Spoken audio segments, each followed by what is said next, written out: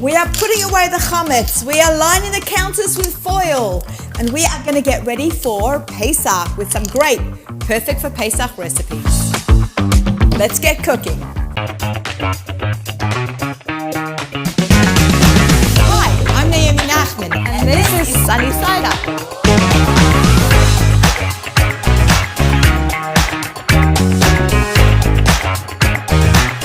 Welcome back to our season 2 of Perfect for Pesach right here on Sunny Side Up. For the last 20 years, I've been catering for Pesach. I've also written a cookbook, Perfect for Pesach, with Art Scroll. And I'm very Pesach-centric all year, trying to develop gluten-free recipes that we can use during Pesach and also beyond Pesach. Today we're going to be doing one of the recipes that went viral on Kosherdotcom, as well as from a cookbook. It is the Cholent recipe. Cholent is always a challenge on Pesach. And how do we make a Cholent on Pesach without beans? Everyone has a different way, a different concept, but mine is fantastic, if I can say that. I really love it, and people have really given me great feedback. So I thought, let's make a video on Sunny Side Up to show you how I make the Kishka, how I prepare potatoes that look like little beans. We just really have a good time making this as well today. So let's get cooking. First up, we're going to make the Kishka. So you need a food processor with the S blade. I always recommend getting yourself a good high-powered food processor for Pesach. You want something that, even though you're not using it most of the year, spend a little extra and get something that for that 1 week that you really use and abuse. So I use the Cuisinart or a Braun. Right here we are using the S blade because it's like an S. We're not actually grating it. We're going to make it a little bit mushy. Inside we're going to put our potato. It's already peeled. We'll talk about peeling the potato in a minute. And just with a simple paring knife that's sharp, you always want to use sharp knives. Just plop the potatoes, some onions, celery and carrots. What we want to do is we want to get this first before we add in everything else, because we want it to be not overly mushy but just a good consistency.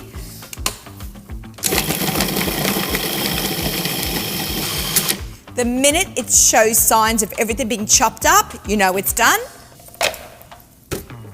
Boom, like that. And here comes everything else. So we're going to take everything out of here. We're just going to dump it into our bowl because we want to mix in everything else. I'm using a rubber spatula because you can get right into the nooks and crannies of the food processor. And you want to just pull everything out, waste not, want not, pull it all out. And then in goes everything else. You could also just throw it in the food processor as well, but I just do it this way. So we're going to use non-gebroch's matzah ball mix that goes in like that. Then we're going to add in our salt, paprika, potato starch, and so again, see how the little spatula comes in handy? And our oil. I want to bring that over. Can't stretch across the counter there. And we're just going to give that a really good mix. You don't want to over mix it. Especially with matzah ball mixes, you never want to overmix that when you're making matzah balls, especially when you're using it here. Now we're going to make our Kishka log. Kind of looks like a gefilte fish log, but we're going to make it with Kishka.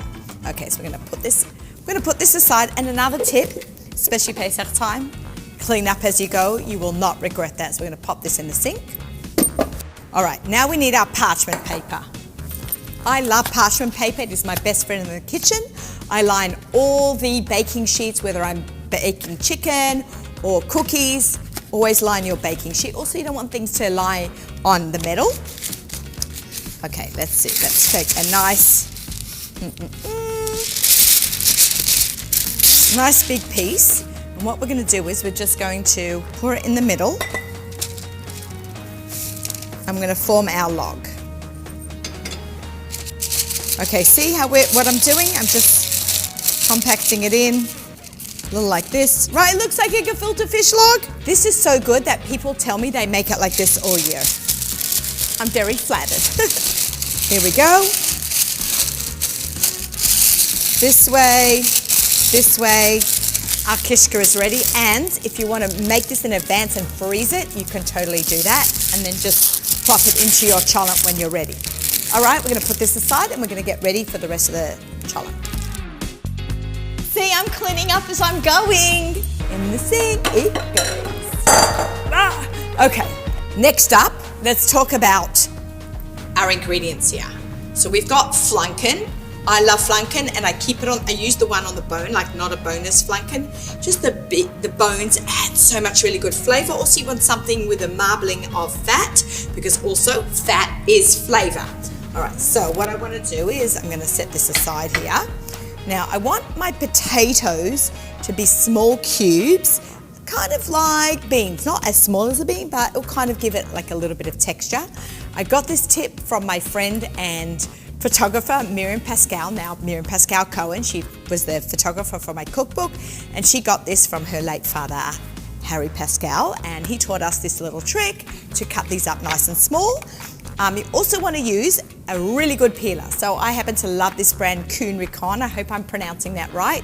It's known as a Swiss Y peeler. It's got an indentation for your fingers. You peel nice and easy, and it also has this little like side loop that if the potato has an eye or a dirty spot, you can just kind of like stick it in like that and clean it out. So there you go. We're trying to give as many cooking tips as possible today. All right, so here I see a little dirty piece. I cut that off. And I just, again, this is not a big knife, but it's a sharp knife. It's very important to use sharp knives. I'm going to cut this into 4 strips this way, and then little tiny cubes. So I want it to be approximately like this size. You can make them more square, a little bit more rectangle, but you want it to be the small pieces. All right, so let's get that done.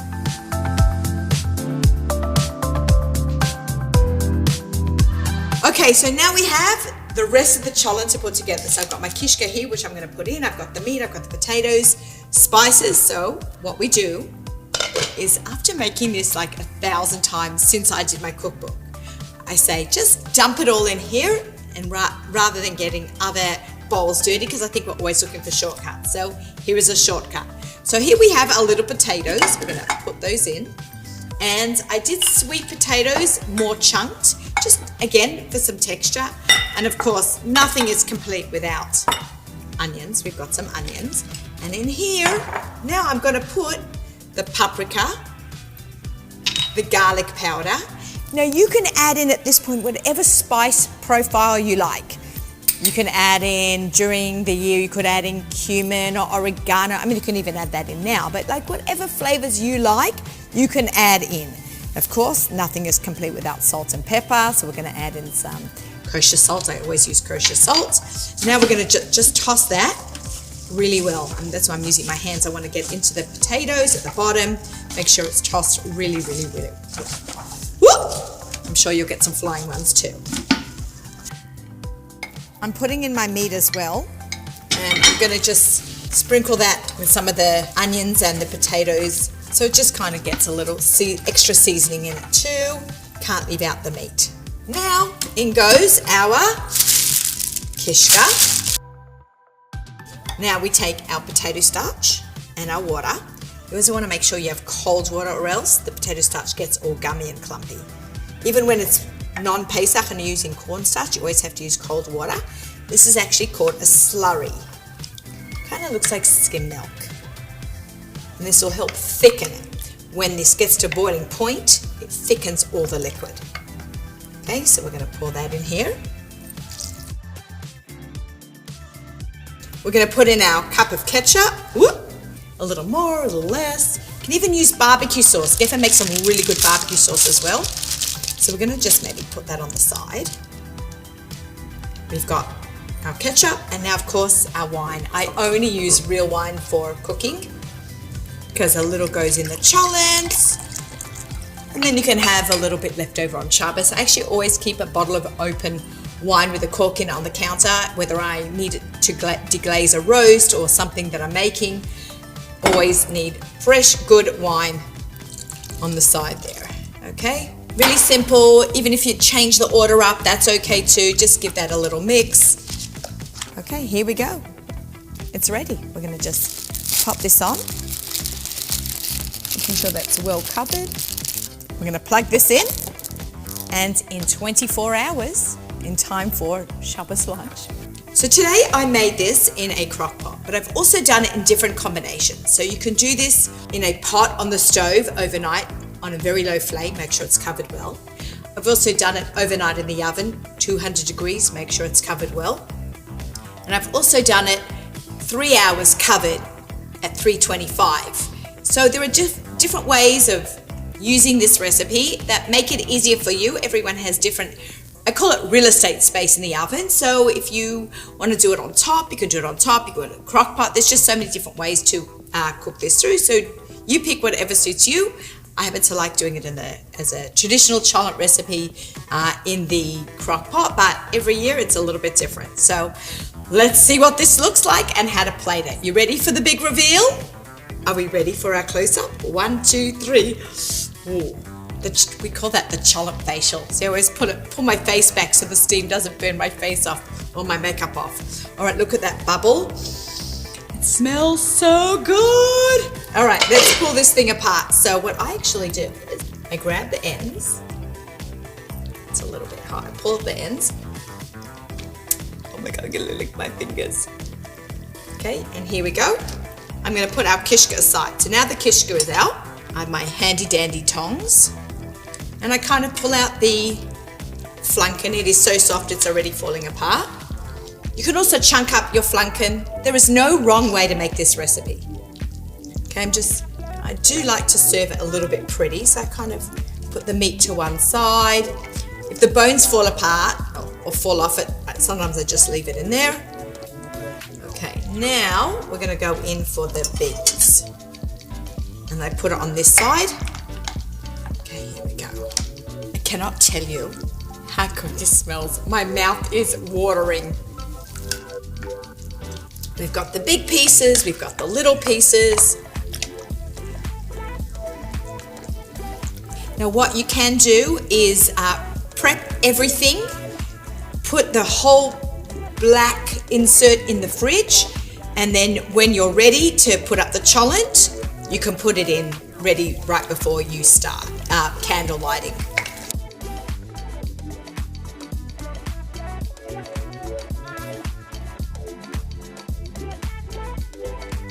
Never let a good Cholent go to waste while it's fresh and hot, so we're just going to go in there for a little bite.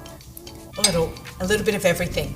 We got the meat, we got the sweet potato, we got the white potato, a little bit of Kishka.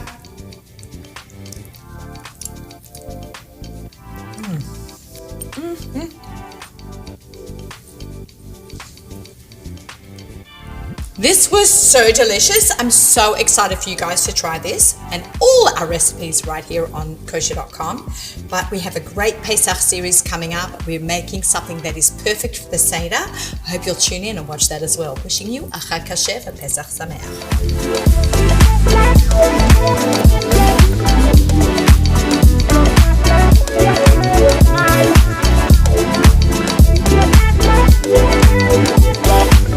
Where's the main camera? This one? I'm cleaning for Pesach. The perfect recipe. Sorry, just keep rolling. I have something I want to say. I know what's wrong with me today. Have a look at that.